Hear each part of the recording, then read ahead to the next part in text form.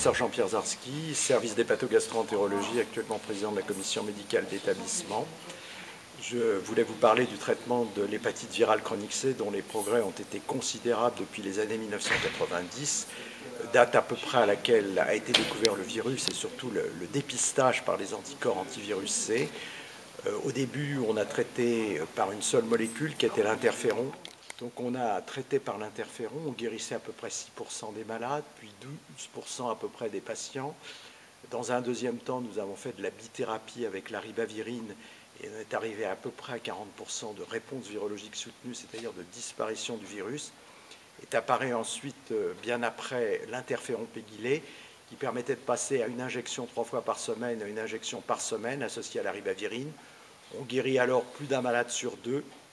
Et on commence à montrer aussi que chez les malades que l'on guérit, on a une régression de la fibrose et même une disparition de la cirrhose chez certains patients.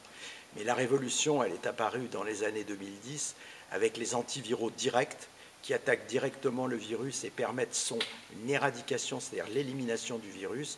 En les combinant, ces antiviraux directs, on aboutit à des résultats qui dépassent très vite les 90% de réponse, actuellement plutôt les 95%. Il n'est plus utile de faire le génotype viral car on dispose de 2 molécules dites pangénotypiques qui permettent de traiter les patients pendant 8 à 12 semaines, même les cirrhotiques, avec une élimination du virus. En plus de la réponse virologique soutenue, on constate une amélioration de la qualité de vie, une diminution évidemment des effets indésirables, une amélioration aussi des comorbidités, en particulier des maladies cardiovasculaires ou des cancers chez ces patients.